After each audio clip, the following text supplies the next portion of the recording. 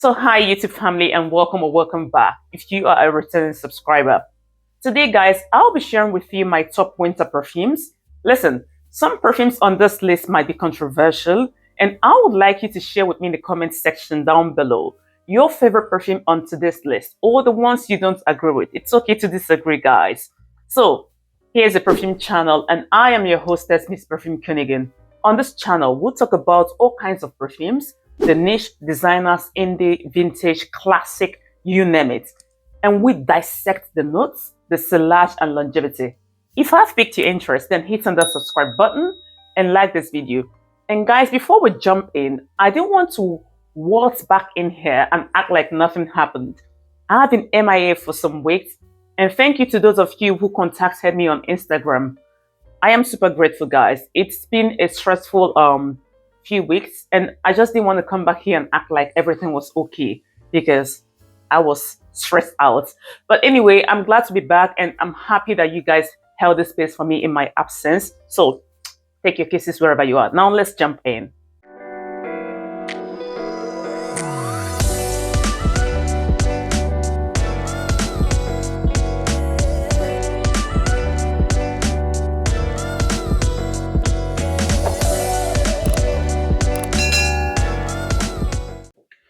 So before we get to the number 8 perfume onto this list, I need to get something off my chest. Listen, I know that there are specific perfume notes for the winter season like cardamom, vanilla, sweat, oud, praline, etc. However, I personally do not subscribe to the notion that we should wear specific perfumes on specific weather seasons. Now, share your thoughts on this in the comment section down below. I personally don't like people or rules that put me in a box. And when it comes to perfumes, I wear anything I fancy. And I wear floral perfumes in winter and amber perfumes in summer. And that is to say that you don't have to subscribe to the rules when it comes to perfumes. Wear whatever you like, and that's the end of my rant. Now, the number 8 on my list is an inexpensive amber perfume that can double as a vintage perfume. Listen, I typically wear this perfume to bed or layer it on with some other perfumes because to me, it doesn't have that oomph factor that I always want my standalone perfumes to have. However, this is a beautiful scent with a somewhat aldehydic scent profile. And I told you guys in a previous video that I love the scent profile and I have a handful of perfumes like this in my collection. Anyway, guys, I am talking about Casmir by Chopard. The opening of this perfume is somewhat tropical. You smell the coconut and the mango, which added a fruity vibe to this perfume. And then you get a somewhat skanky scent from the jasmine note, which to some people smells like piss. But the jasmine is not overpowering, and I think it's because of the geranium. And geranium to me is the male version of the roses. They tend to come off stronger in perfumes and add a touch of powderiness to this particular fragrance. Once this perfume dries down, you get beautiful sandalwood, which is a little bit spicy, but with a very strong and woody presence. Now, this is a very cozy and comforting scent as a result of the vanilla note, and it is perfect for the sweater season. However, I can't promise you that Casmir will last the whole day on your skin and clothes, but you will get moderate longevity. Also, you can get a great deal on this one. Casmir, guys, by Chopard. So guys, the number 7 on our list is another cold weather perfume that I need to show more love to here on my channel. Y'all, if only the longevity of this scent was bombastic, it would have been my signature scent because the scent profile is fire. This is really an Oriental perfume that is so easy to wear and a crowd pleaser.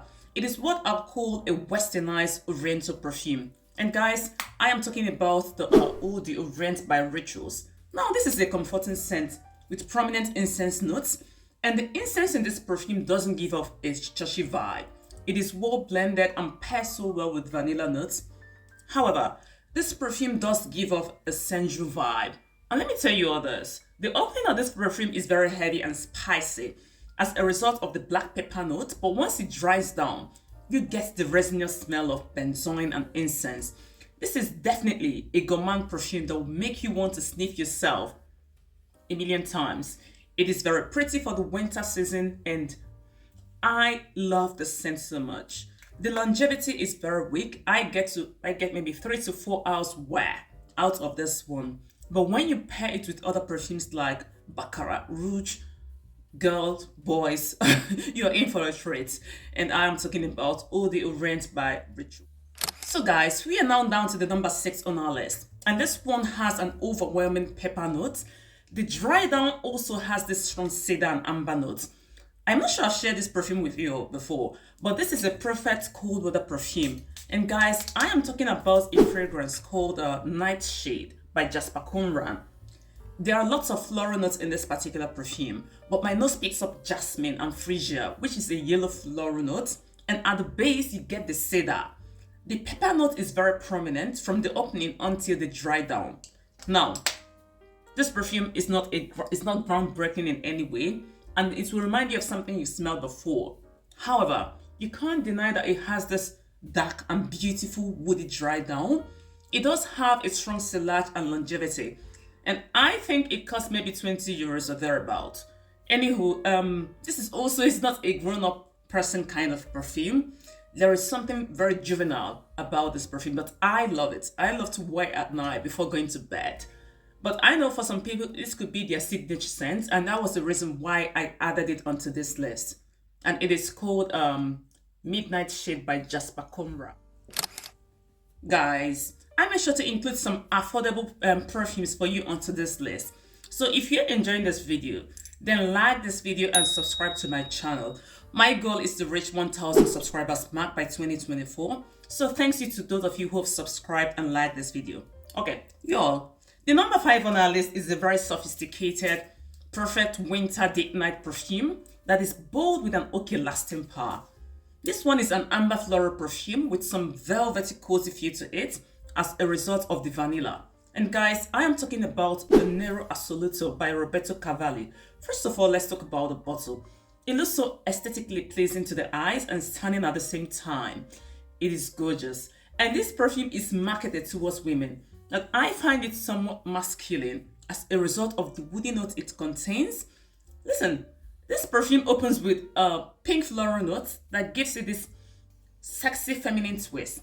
And then you get the most sensual vanilla and woody notes out there, which brought out the ambriness in this perfume. Guys, this perfume certainly has a dark side to it as a result of the ebony woods, which smells like a spice and woods. So this is a designer's perfume that is well done in my opinion. The composition of the ebony woods and vanilla warmed up the perfume and made it bold, boozy and sensual. One thing I love about this perfume is that it has this strong Middle Eastern facet. So if you love Oriental perfumes, then you need to get your nose on this one. Also, if you're a fan of vanilla scents, then give this one a try. To me, it smells a little bit like Tom Ford Velvet Orchid, but not cloying in any way. Now let's talk about the sillage and longevity, but let's first of all clarify the term sillage. It means the trail a perfume leaves behind. Now the sillage of Nero Assoluto, this perfume, is noticeable, but it's not strong in any way. To me, it has moderate longevity. I get 4 to 6 hours wear out of this one. And it is a cold weather perfume for me. Very autumnal, very gorgeous. You can get a great deal on this one if you search on Amazon or eBay. So go ahead and try it out and let me know what you think about it. And it is called Nero Assoluto. But I still have a lot. I've had this perfume for almost 2 years now. I think I need to wear it more. Like, I can see it's here. I've not made a huge dent to it. So I think I should wear more of it right now. Nero Assoluto by Roberto Cavalli. Number 4 on our list is a super long lasting and complex scent that might not be everybody's cup of tea. If you don't like vintage scents, then this one won't be up your alley. It is very mature and a kind of a boss lady type of perfume. It contains gazillion of notes that are all well blended. Yo, this is a cheaply fruity perfume, and cheaper means perfumes that have citrus as top notes and also some warm woody dry down. Okay, now this perfume has this sweetness at the base as a result of the tonka bean, benzoin, vanilla, etc. And guys, I am talking about this vintage perfume called MAUBOUSSIN. If you love ylang, jasmine, and sandalwood, then you will adore this scent because they are very prominent in this perfume. Yo, this perfume is very fresh. It is dark. It is smoky. It is autumnal. It is gorgeous. And it has great longevity and sillage. This is very beautiful. And it is, like I told you guys, it is super long lasting. I paid maybe 30 euros for this perfume. And like I told you guys, please make sure to sample this particular one before you get it. Because this is a perfume that would be a hit or a miss for most of us, as for most of you. I like it. But if you don't like cheaper perfumes, if you don't like perfume that has this, I don't want to use the word, like, okay, old lady kind of vibe. I don't like that word. But if you don't like perfume that smells mature, I think that's the right word. If you don't like perfumes that smell mature, then you won't like this particular one, because that's the vibe you get from this. It also contains honey, which warmed up the whole notes in this particular perfume. I adore this perfume. As you can see from the dent, I wear it a lot. And it is called MAUBOUSSIN, from the house of MAUBOUSSIN. This is the EDP version. Yo, the number 2 on our list is a perfume that I adore. And this one is a vintage perfume that is older than all of us. It was originally launched in 1927, but it's still that girl. It is glamorous, timeless, and sophisticated. This was a blind buy, but when I unboxed it, I knew she was a keeper. She smells like Chanel No. 5 as well, with an aldehydic opening, which smells like a fuzzy champagne. Then you get some geranium, roses, lily of the valley, and some sleek sandalwood in the dry down. If you want to feel mysterious, guys, then do 2 sprays of Arpège by Lanvin and walk down the streets. There is also something very soapy about this perfume, so if that's your vibe, then go for it. However, this is a little side note. I wouldn't wear something like this on a first date, because this is a perfume that is not a crowd pleaser.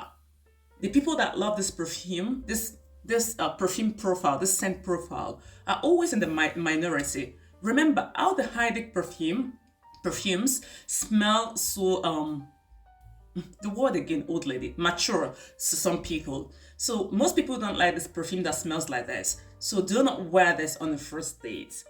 On no account should you wear it on the first date. I usually wear this one to bed. I'm not sure I've worn this out since I got it, and I don't know if I would, because like I said, there is something so unlikable about this perfume. I love it myself, but I'm sure that most people would not like this perfume. Like I said, if Chanel No. 5 is your vibe, you would love this perfume.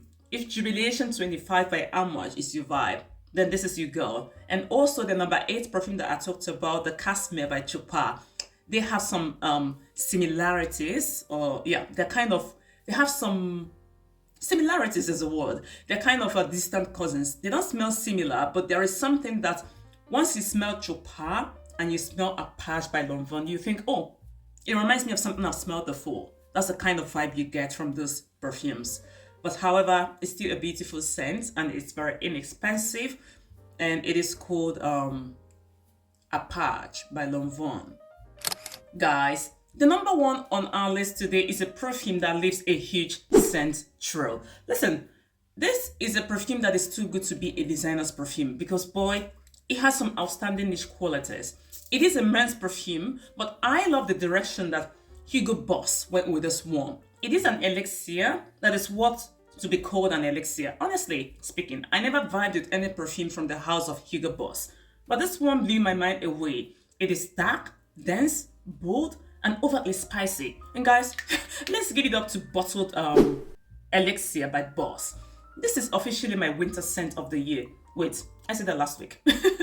The opening is quite resinous as a result of the frankincense, which smells super realistic. Then you get vetiver, which grounded this perfume and made it earthy. You also get some patchouli and cardamom. You know, this is a designer's perfume that has a niche quality to it. It is very sexy, super long lasting, and meant only for the big bosses. So if that's your vibe, then get your nose on this particular one. And it is called Bottled Elixir by Boss. Now that's it for today's video, guys. Share with me your favorite scent in the comment section down below, or a topic you'd like me to cover next.